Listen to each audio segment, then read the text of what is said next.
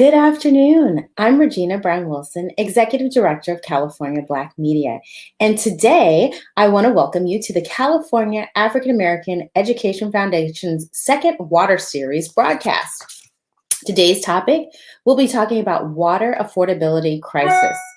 Thank you all for tuning in to this important discussion that impacts all of us. We hope you will leave more informed and know about the water rates, challenges presented to your community, and as a result of policies created by COVID-19. For the next hour, we'll be talking to experts about water rates, the moratorium, and how and if water shutoffs are a real concern. First, I'd like to acknowledge our sponsors. Today, the California Water Service Company is sponsoring this broadcast. And just a few housekeeping rules. If you're viewing this on YouTube and you have questions, please feel free to email us at info@caawef.org. That's info@caawef.org. If you're viewing this on Facebook, please type those questions right into the chat and the comments. We will make sure that we try to respond during the live broadcast. And I want to just take a quick moment to introduce you to the people we'll be talking to today. We have our guests, Mr. Bobby Bivens, Felicia Flores, Laurel Firestone, and they are going to introduce themselves and tell us a little bit about them and where they're from. So Bobby, I'll let you go first. Okay, thank you. Good morning, everybody. My name is Bobby Bivens, and I'm the president of the Stockton Branch NAACP and the California State Conference Economic Development Chairperson. I'm from Southern California originally, so I have a perspective on both the southern part of the state and the northern part of the state as it relates to water. So it's my pleasure to be here today. I'm looking forward to an informative and fun day. Thank you. Thank you. And Felicia, let's go ahead and hear a little about you and who you are. Awesome. Hi, everyone. My name is Felicia. I'm an analyst with the city of Vallejo. I started in the water department there, and I'm now in the city manager's office, but still involved with our water team and our water assistance program, which I'm excited to share more about with you today. So thanks for having me. Thank you.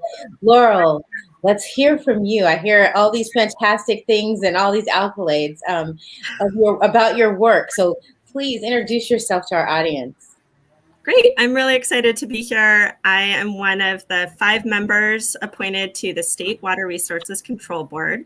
And our board is responsible for protecting water quality, regulating drinking water, administering water rights in the state. So a huge responsibility. And just as I come into this conversation, my career coming after or before being appointed by Governor Newsom was working in the San Joaquin Valley with some of the hundreds of communities that don't have access to safe drinking water from the tap or who had no water at all from the tap in the last drought. So I now live in Sacramento and get to be part of this agency that I'm able to really focus in on helping to shape our state's drinking water program and affordability programs. Oh my gosh, so great. So excited to hear. And I can't wait till we dive into this discussion. First, I want to let everyone also know that we have a very special guest joining us today, Mr. Dale Hunter, who currently serves as the executive director of the CalWEF Foundation. Mr. Hunter, can you tell us a little bit about CalWEF and its purpose? And I'm sorry to use the acronyms. Thank you very much, Regina. I have the honor to serve as the executive director for the California African American Water Education Foundation. We are a statewide 501c3 nonprofit water organization focused on the African American community in California. Our mission is to help engage and educate African Americans about their local, regional, and state water issues, issues that impact their daily lives. And as most of you know, the pandemic has really expose some of our challenges on water when it comes to the cost of water. We are based in Sacramento. We are governed by a great board of directors. Our chair is Miss Jasmine Hall. She's the president of the Inland Empire Utility Agency. They're based in Chino in the Great IE. Our moderators from that great area. We have 4 issues we primarily focus on: water rate or monthly water bills. Obviously, those are pocketbook issues our community is interested in. Water quality, that's a public health issue. We don't need to say Flint, but water quality is a big issue of concern. Diversity and climate change are the 2 other focus areas for our organization. And then we do provide and offer leadership training, because in today's environment, leadership does matter. We were formed in 2019, so we're a fairly new group. We're a small nonprofit with a big vision. Today's broadcast is the 2nd of the year. We opened 2021 with a great program, virtual outreach program featuring State Senator Steve Bradford, who's the chair of the California Legislative Black Caucus, and the new chair at the time of the California Air Resources Board, Ms. Leanne Randolph, who highlighted some of the upcoming issues related to climate change. We started last year, our inaugural year, talking about water quality, because most folks were concerned, how safe is my water? But now we're moving into the post-pandemic phase, and to be honest, the bills are coming due. And today's discussion with the experts from around the state at the local, regional, and state level are here to walk us through what's getting ready to happen. But most importantly, is there resources to help people pay their water bill? So that's the focus of today. I really want to thank the panelists and, most important, the audience for taking time to listen or watch this very, very important program about your water, not your supply, but the cost of that water. With that, Regina, I'll turn it back over to you. You know what? Thank you so much, Dale, for giving the audience a little background about what CalWEF is. I hear that we have another special guest that just joined us in the studio. So, Mr. William Patterson from East Bay Mud, can you say hello to the audience and just let our audience know who you are briefly? Yes, I can. It says I'm backstage and you can add me anytime. So I don't know. Yeah. You're in. They can hear you. Everybody can hear you. Sometimes we have difficulties. I think the machines think they own us. I know how that can be. Yeah, I'm Bill Patterson, East Bay Mud Board, and a member of Kerry Board. Nice. Well, thank you so much for joining us today. I think that we're excited. Everyone has already had an opportunity to introduce themselves. So we're going to just dive right into questions and start this discussion off. And Ms. Firestone, I would love to start off with you and just ask you a question. What does water affordability mean? And can you talk about the governor's plan to help folks pay for their water bills? Yeah, I'm really excited to be here because this is, I think at the core of why I work in water. So the first thing I want to clarify is what we mean by affordability, because we use it a lot in the water world in particular, and we use it to mean different things. So generally, and I think for most of us, when we think about affordability and water affordability, it's around household and customer affordability. Like, can people pay their water bill? Can people afford access to enough water for at least a basic domestic and sanitary needs? But this individual customer affordability to access water services, I want to highlight that it is tied directly to the overall community affordability and financial viability of the water system for the community as a whole. And you can see that especially in the COVID crisis we're in, that if too many customers are unable to afford water access, then that starts to threaten the overall ability for the water system to provide safe, adequate water for the entire community. So these issues are really interrelated between affordability, household affordability, and also just the ability of the community to have reliable, safe, an adequate supply of drinking water. And you can really see that in a lot of the communities that are very small that I worked with in the San Joaquin Valley. So you have a farm worker community that is a couple streets, has to pay for really expensive treatment of contaminated water. And it just isn't possible for that community to pay for $1 million treatment plant on their own. It's just not going to happen. And there's a limit to how much a water system can charge through their water rates before it's just unaffordable for the community that it serves. So these are really intertwined. I also want to highlight that with affordability, we have really extreme inequity, both in water affordability and safety in our state. And that's even between neighboring communities. So that's to a large extent because water service in California is extremely fragmented. So even in cities, and I think you'll hear about this from our other panelists, there are often different water systems that provide water to different neighborhoods, even in a single city. So for example, in the 1 square mile in Maywood in Los Angeles, for example, there are 3 different small water systems that provide water to different neighborhoods in that city. And, the reason that this happens is because there were, low-income towns or neighborhoods, predominantly communities of color, that were intentionally excluded from wealthier community water system boundaries.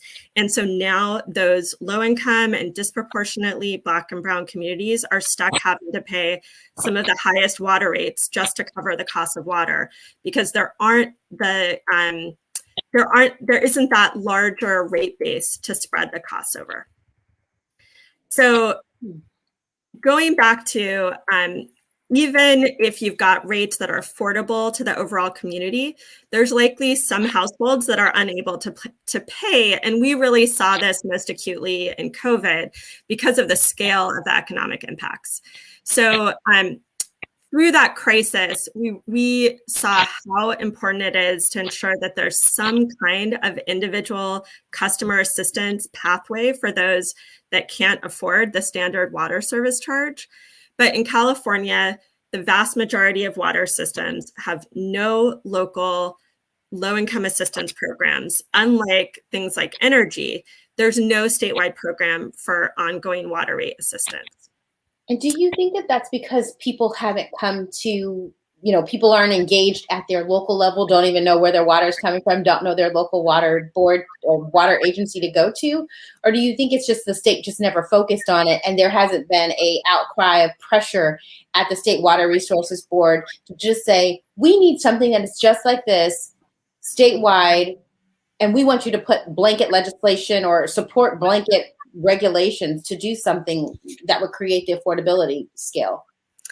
Yeah, I think there's a few things. One is historically, water rates were relatively low compared to energy. So the focus in the past has been energy bills can be really high. Let's, address those rates. And the water bills historically were lower. But now water bills have been rising much higher than inflation. There's a ton of, there's a lot of reasons for that, a lot of lack of investment or decreases in investment coming from the feds and the state. And so, and there's increasing, climate change demands, contaminants, different things that increase the costs. And so that is one reason. Another reason is that there are some state restrictions on how local public water systems can subsidize costs between different customers. So what's called Prop 218 is a law that has a lot of restrictions on allowing local water systems to do this, especially when they're publicly owned. Well, I think we'll talk about this a little later, but there's a bill and a whole effort that we've been doing recently to focus on what does a statewide low-income ratepayer assistance program need to look like? How would that work? What would the cost be? So I do think that COVID has helped us for the first time, and these increasing water rates even before COVID, to actually start to develop what is, a program that we should have had for a while. Right. I want to just, I know I didn't answer one of your questions on COVID in particular, so sorry to keep talking for a while. We will get to it. We will get to it. So don't worry. Well, no. I was going to say we did a survey with COVID in particular and found that just between March of last year to the end of the year, that Californians had accumulated $1 billion in water bill debt that they haven't been able to pay. So that's about 1.6 million households that are behind on their water bills. And normally that often would result in their water getting shut off. So 1.6 million households getting their water shut off. Luckily, that isn't what's happening. Many utilities have already, during COVID, stopped shutoffs, and there was actually a statewide moratorium through our governor's executive order to prevent that. But that is now the issue of how are we going to address this $1 billion in overdue water bills. And there has been, the governor has announced $1 billion that are going to address this issue, and happy to talk more about that later. Yeah, okay. Well, we'll jump in it whenever everybody gets on the panel. So what we'll do is, I'm going to switch gears a little bit and ask Mr. Bivens from the city of Stockton. The city of Stockton recently created a new water rate assistance program, and I think this perfectly lets us segue into this, what the state's role is versus individual responsibilities. But the water rate assistance program, and it's funded by the state. How much is a typical monthly water bill in Stockton? Wow, that's a deep one, because we have a 3-tier complex billing rate and billing system, which was put in place a few years ago when we had the drought. And so based on your water utilization, there's a flat rate, and then it moves up. If you use over the bottom rate amount, then it moves up to the next tier. And if you use an extreme amount of water, like taking 30-minute showers every day, then you're going to go to another rate. And part of that is to make sure that conservative water use takes place, and also that the people that can't afford to pay a high bill know to use a limited amount of money so that they can match that with their limited budgets. While again, at the same time, if there's a drought, then those fees slide down or up.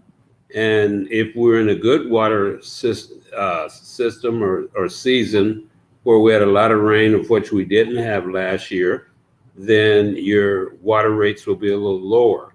So it's important that we understand that the water program that we have in Stockton is being, the funds are being distributed by a local community organization, El Concilio, and you in fact can get up to $6,000 a year in assistance. Wow. So they have 2 programs, one for housing rental assistance that impacts the renter, and one that impacts the landlord.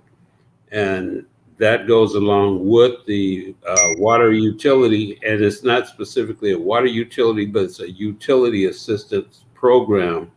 And you call 211, and they will walk you through the process. They'll give you what all of the requirements are, and you can determine whether you're eligible or not. And if you're eligible, they'll help you fill out the paperwork so that our low-income people or our homeless community, which oftentimes is working poor.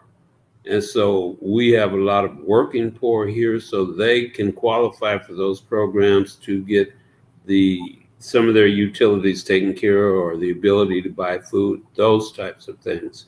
So that is a joint project between the city of Stockton and the county of San Joaquin to address the major problems that we have here in Stockton, particularly, because we are the largest city in the county, but we also have the most diverse group of people. We have the most diverse economic activity going on. And so with some forethought, the city and county have come together to make sure that people do not lose their utilities. And if they don't meet the contract that they sign for the utilities, then it gets put back. And at the end of the day, when this program ends, because it's not a permanent program, then they will have a bill that they'll have to make monthly payments on, in addition to their regular water bill.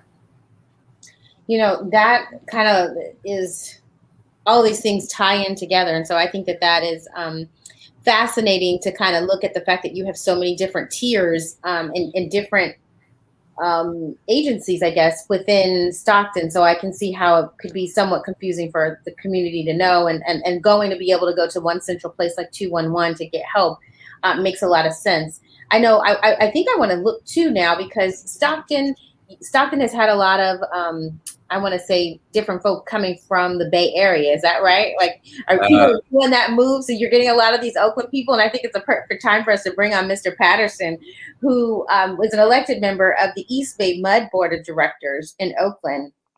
And I want him to kind of chime in about this, because I know you're probably seeing some of your folks leave to go down to Stockton. No rivalry, just I know that they're affordable housing.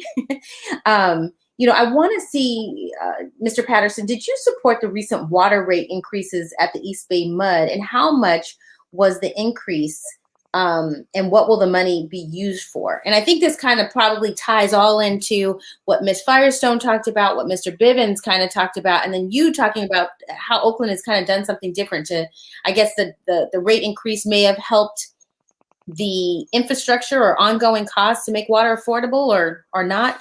Can you tell us a little about that? All of the above.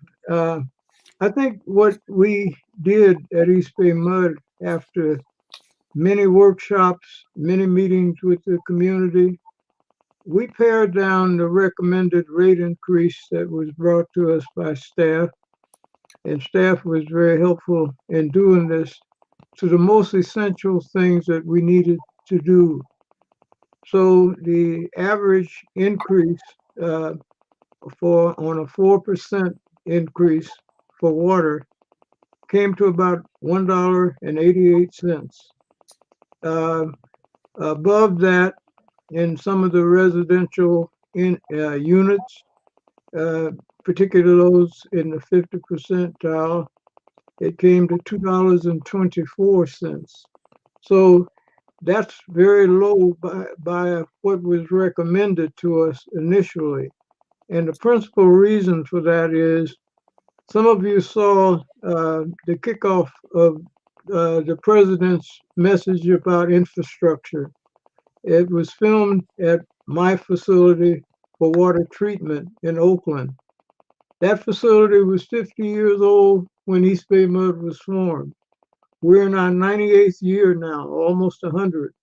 That means that facility is almost 150 years old. Infrastructure is the principal reason why we had to do a rate increase. And that is to maintain what we have going forward. Hopefully, we can combine that with other monies, should we get them, and make that easier. But that keeps the structure and the facilities that we have intact going forward so that we can continue to serve our customers. That was our highest priority, infrastructure. I think the other thing I want to express is that $800 million will be spent for water and wastewater infrastructure at a modest 4%. And this really keeps us alive. Nothing to do with the drought.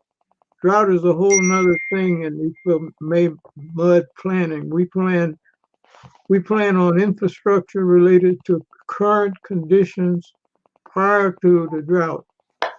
Drought is something that we face into, but we don't go into it empty. We're unlike many of the agencies who don't have infrastructure to harness their water and have it available. We do have in place. Now, we held water back so that when this hit, it didn't hit with a panic. And so our people voluntarily went to a 10% reduction in water. And When our you water, say they went to a 10% reduction voluntarily, was that you had to send out a notice to all the water users and they said, we hey, did, we need to do this? yes, The and public was okay with that. you see, people are used to here because we've been hit many times. So we have an ongoing education program to all of our customers, and most of them are with us. We had very few people disagree with the rate increase. Matter of fact, we had letters written to us congratulating us on what we were about to do because people had that deep understanding. So I just want to stress that to say we try to maintain that. And later on, when we get to the other part of the program, we'll talk about how we help customers who are in distress. We're one system. We're not connected to any city. We're in 2 different counties. We serve 1.4 million people, second largest water agency in the state. That's kind of where we are. All right. Well, thank you for that. I mean, I think it's amazing that any governmental type of agency can say that I can raise your rates and reduce how much you're going to be using and have very little pushback. So you must be doing something right over there at East Bay, and which allows us to bring on our next panelist, Ms. Flores. Because she deals directly with the city. Like she probably is normally having to either deliver good news or bad news to the public. And so, Ms. Flores, you manage the water rate assistance program for the city of Vallejo. What is the average monthly water bill in your city? So in terms of the average water bill, so we have about 34,000 active single family meters. And of those, of that population, the average bill is about $96, and it's billed bi-monthly. So every other month, residents receive a bill, and it's average $96. Of course, that we have customers that receive water bills that are a lot less, and some that don't look so great and are pretty high. But it's kind of that's our average, 96. Okay, and I know you guys are expanding your assistance program, and if not, what are the barriers? Because as you look at this and what East Bay Mud is doing, I'm assuming that's good news, though. Would I say that if I'm asking that question correctly? Yeah, definitely. So we are looking to expand it, and this is actually coming at the perfect time because this Tuesday we went to the city council and we asked them to extend the program and to expand it. We saw that some of the barriers to folks participating in the program was one, the administrative barriers. So the original program was set up to have a renewal process every year. And we're like, people are already going through so much. We don't want to give them one more thing to do every year, especially right now. So we went to council and we're like, hey, can we just roll over everyone that's currently on the program for one more year? And can we go ahead and just make this renewal process every 2 years? Just renew your information with us so we know you still want to be involved and we have the most accurate, up-to-date information. So administrative barriers was one of the reasons why we wanted to expand and kind of change up the program. Another one we feel it's like the education and outreach part. So although we established the program in early 2020, we didn't get very many applications. So we realized that one of the barriers is just access to the information. So going forward, now that we have this expanded program, we're going to be working with some of our other local government agency partners. So for instance, our wastewater district, and see how can we do some like dual messaging and marketing. How can we make sure that this is reaching our Spanish speaking folks and our Tagalog speaking folks, and like how do we just make sure the information is out there so folks know that there's assistance available. And the other thing is one of the changes we made to expand the program was to increase the amount of the service credit. So originally it was $5 for the bi-monthly bill, and we're like, you know what, people need more assistance than that. Let's go ahead and double it. So our water director, Mike Malone, he is really awesome, very concerned with our community, and he's like, yeah, let's double it and provide more assistance, so we make sure that we're supporting the folks that need it. So those were some of the barriers that we thought folks were experiencing, and luckily council passed it, and we're moving forward with this new program starting July 1st. So. All right, so Vallejo will eventually receive new assistance. What was that? I said the folks in Vallejo. Can you hear me? I'm so sorry. Yeah, sorry. No, it was chopping up a little bit. It's probably on my end.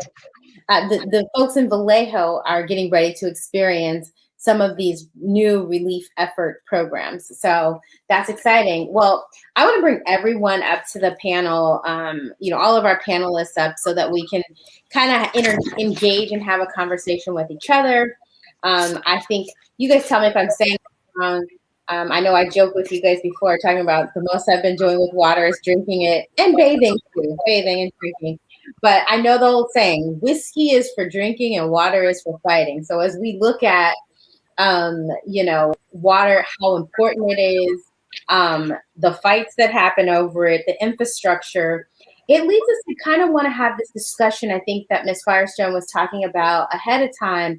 And I want you to kind of talk a little bit about what this new state legislation, SB 22, I believe, by Senator Bill Dodd. Can you tell us a little bit about that legislation and why it's important? Yeah, so Senator Dodd a few years ago authored a bill called AB 401 that required our agency to study and develop recommendations for a statewide water assistance program.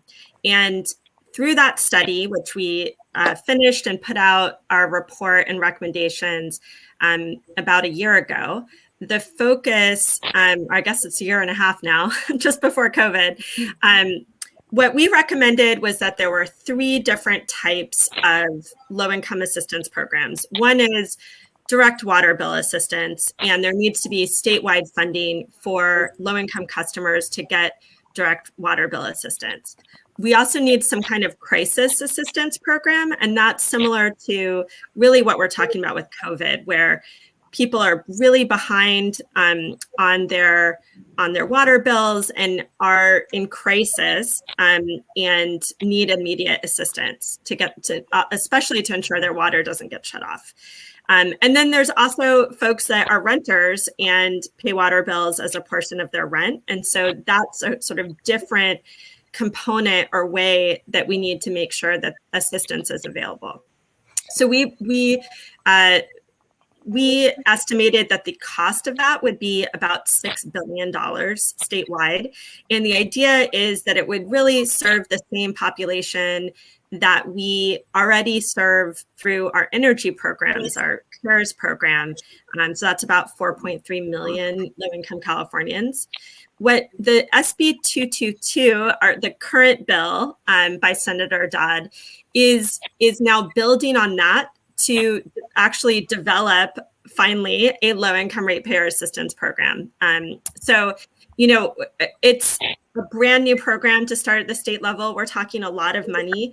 And so it's something that, is still in development and debate in the legislature, but is really building on the work that all of us have done to try to recognize we need to be able to establish more of a ongoing program to address this need. Great. Thank you for explaining that. Mr. Patterson, East Bay Mud has a model rate program. How is that funded? I know the people over there don't mind being taxed to get good service. So how is that funded? Well, you have to distinguish between the regular ratepayer and the number of people that you have that are in poverty or affected by COVID or have special circumstances related to their everyday living. We don't have a special rate program. We have what we call customer assistance. It's ongoing. We added a unit to that or under that, which it has to do primarily with helping those people who have fallen behind, who are out of work or whatever, and who are getting subsistence from other places. It gives us a chance to meet with them one-on-one and help them through their financial planning. We stopped cutting off service to families or to single family homes before the governor even announced his plan. What we did is we went in and sat down and met with them and worked out a plan for their arrears and put them on a plan that allowed them to pay going forward while reducing some of those costs from our end. And we can't do that with ratepayer money or any of the money that's coming in to pay for the infrastructure and keeping all of our systems going to do what they do. So we have access foundations that receive money. People make donations, even our employees. And that helps get rid of the old bill without using any ratepayer money. By law, we can't use ratepayer money for that. We do have other income that's not connected to the rates. We have 55,000 acres of watershed land, and a lot of activity goes on there. Some of these towers that beam whatnot lease that. That is money we can draw on to help put in the pot, to help the disadvantaged people and the people who are going through special circumstances during this period. In combination, that is how we're getting ahead. As long as a person notified will come in, meet with us, and sign into a plan, then he'll never get the water cut off, and he'll get rid of the bill eventually. And we work to that end. We're hoping that the governor and any federal funding that comes in that is designed for that purpose can then be incorporated, and it will help us going forward. You see, we will keep the field clean and keep everything even and keep assistance coming to the people who need it. And my take on it always is that everybody wants to pay their bill. They may not have the means, but they have intention of paying the bill. And once they're shown the way, they will continue to honor that and go forward. And that's what we have when we talk about customer service, working with our customers, working through their problems, anything they have. We work on conservation all the time. And that's one of the reasons why we're in the position we're in today. I just wanted to share that. No, thank you so much. I feel like you just have like such this wealth of knowledge because of how long you've been on the East Bay board. So it's great to hear what you're doing in the East Bay. Mr. Bivens, the Stockton area NAACP is involved in a water rate discussion. What do you want to happen over the next 6 months related to the folks' ability to pay their water bills in your city? Well, what we're wanting to see is that no one is left or put in a position of not having service. And as Mr. Patterson just said, water is a must, and it's not a luxury. It's not an option. Everyone has to have water for survival.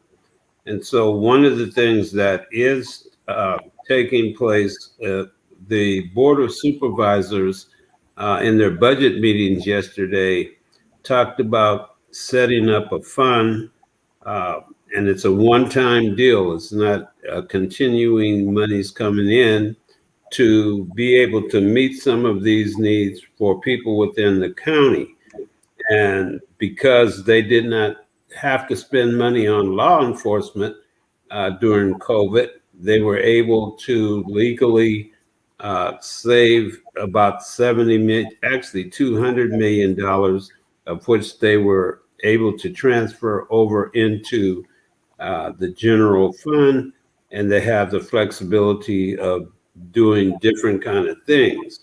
And so they're in discussion on what to do, and particularly with about $70 million in terms of helping some of these issues, as well as maybe some parks or community programs that are one-shot deals, and you won't be able to come back every year to get funding to operate whatever it is that you build, maybe a group of child care facilities or some senior homes or senior care facilities that the private community is doing, not the county per se, but they'd have to compete to receive these funds. So by August, they will have a study completed, they believe, to decide what to do with the $70 million.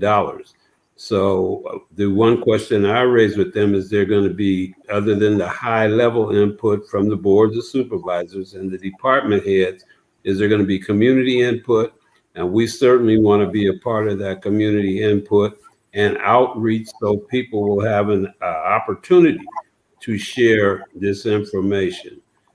In the one section of Stockton, the infrastructure is so old that you still have brown water going through it. That can be repaired, should be repaired. And when you say brown water, do you mean that the pipes are, something is going on with the pipes, or brown water because they just aren't able to use enough chlorine to clean it and all the great things that they do to purify water, but it's still okay? It's still technically okay.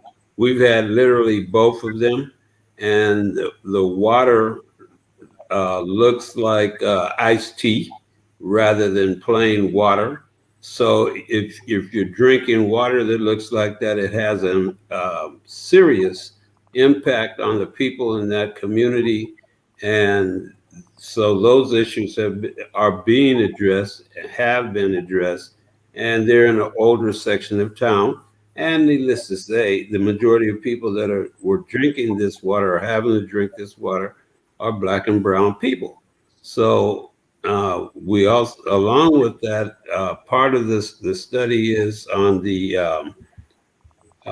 environmental justice, and we did receive some money here for one component or a section of town to start an environmental justice program for water cleanup, oil cleanup, put in some charging stations in some of the low-income houses, as well as put in some vehicles that people can use and bring back at the end of the day, or little scooters. So all of these issues are tied together. And then you add to that the regional component throughout the Central Valley, because in this area, we don't have all of the resources that they may have in the East Bay or in Los Angeles or San Diego, Bay Area, period. So in the Central Valley, you have to focus on things differently and realize that there's a lot of squabbles that go on as well among the small, many small water districts that are not necessarily part of a regional planning process. So now we have some regional planning going on about water, about air quality, about housing. All of those are issues that are tied around water, because if you don't have access to water, none of that stuff happens. So you have to protect the health of the community as well as look at the future. So my part is to try to make sure that the so-called disadvantaged communities are not left out in this planning process and get a reasonable amount of that $70 million. Great. No, thanks for that. And Ms. Flores, I mean, I will round this off to you because I know that from a city perspective and working with residents, how do you feel about the water shutoff moratorium? Has it been helpful to your residents? And what do you think the state should do next? And I don't know and if you feel like you want to gauge back Ms. Laurel because she's at the state level, feel free to direct anything to her. But how does that work with your residents? Yeah, I mean, I think we're really happy about the moratorium that water shutoffs aren't going to be happening until September. And even after then, who knows, maybe it'll be extended. Maybe more folks will have a chance to get caught up. And hopefully SB 222 passes so that folks can be caught up on their bill. And then when we start to go back to charging and that kind of thing, then there's already an assistance program there. There's assistance program set up and the debt has been paid for and canceled. So I think first and foremost, it provides a lot of relief to our residents and some peace of mind and one less thing to worry about when there's so much going on right now. So we're happy about that. We're happy to get the notice and shared it with all the folks in the city like, hey, guess what? Good news. Relief is coming for us. And I think the state, from our perspective, we're hoping that SB 222 passes. We really think that having a statewide assistance program will help reduce the financial burden on water agencies and ratepayers.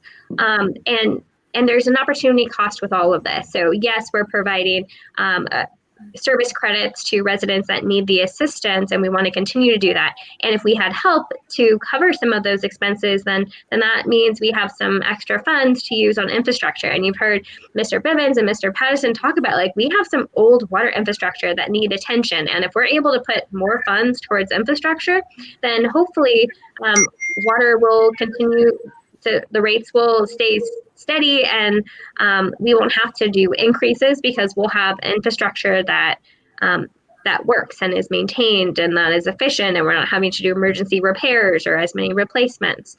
So I think providing some relief in the areas that Ms. Firestone talked about will be really helpful, because the other thing is we want to be able to provide assistance to our renters and those that don't have conventional housing conventions. There's probably a better word for that. But right now we're only able to provide assistance to the single family residents because we have meters on those so we can gauge their use. But in multifamily and apartments, it's really hard to do that. So tackling this thing and providing assistance to folks with all kinds of housing situations, I think is going to be really helpful. So we're happy to hear that's in the works and we're advocating for that. And regardless of what happens, we're going to continue our assistance program so that we can do what we can at a local level while advocating for what's going on at the state and the federal level as well. Well, I know that our time is coming close to an end, and I know we only have a few more minutes with you guys. So I know that I wanted to hit back on something that we talked about because I wanted to make sure that our discussion was rich and it had that whole statewide feel to it. And so I think I'm going to direct this last question to Ms. Firestone, because I think I want to dig a little bit more into, when people see, I think they saw a Newsweek article earlier this week talk about rent relief and how the governor's plan is to, or his proposal was, let's just pay everybody's rent and get them caught up to speed. And we know that there are a lot of intricacies that are going to happen with that, or even that proposal. But when we talked about $1 billion in water, so I can get my rent paid, I can get my water paid, and maybe there's going to be something for utilities too, or the other, like electrical or what have you. But can you talk a little bit about, if you can, I don't know how much you can share about it. But once this, the governor's budget, once we start working out through all the devils in the details of the budget, what do you think that will look like? Will people just get their bills paid? Will this be easier to just go through, saying, hey, turn in your water bill and we will pay them? I know that Felicia she kind of talked about the fact that if you can't meter somebody, what are going to be the challenges? How do you see that working? Yeah, it's a big challenge. But we do know that $1 billion was approved in the recent budget. The legislature is still working out the details of what their direction is on that.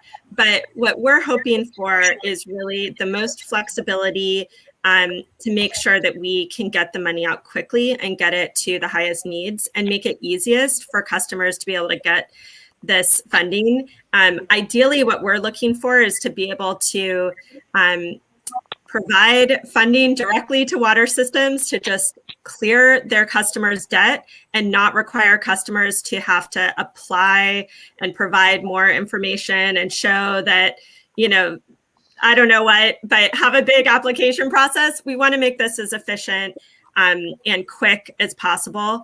I think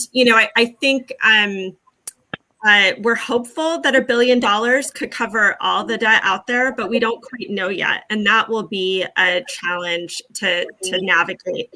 If there isn't enough funding to cover all the water debt, then there's some options out there in terms of prioritizing, but also looking to other sources of funding. So there was a little bit of federal funding that came that may be able to help.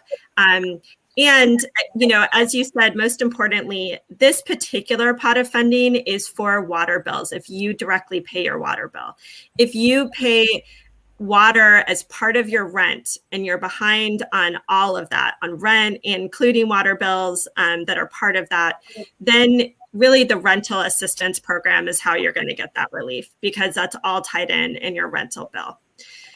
But, the complexities are there. We're still working it out, and we're really trying to roll this out as quickly as possible. Right. Well, I know that I hope that everybody's had an opportunity to better understand water affordability, the crisis, and the way that it impacts our community. And I would love for each panelist to just kind of give me, a 1-minute wrap up of what you want to take away from the public, whether it be tune into your water board meetings or take a look at your rent or your water bill to kind of better understand, like, what do you want to give, the person who lives in LA and is like, I need help paying my water bill, but I don't want to tell somebody I need help. And they're ashamed maybe that they need help. What would you say to them? And I'll just start by who's on my screen first, and that's you, Ms. Flores. Yeah, that's a great question, and there's so many different directions. But I think I would say the takeaway is, like, be curious. Like, figure out, if you don't already know, like, where are you getting your water from? Does your water system have a program that you could participate in?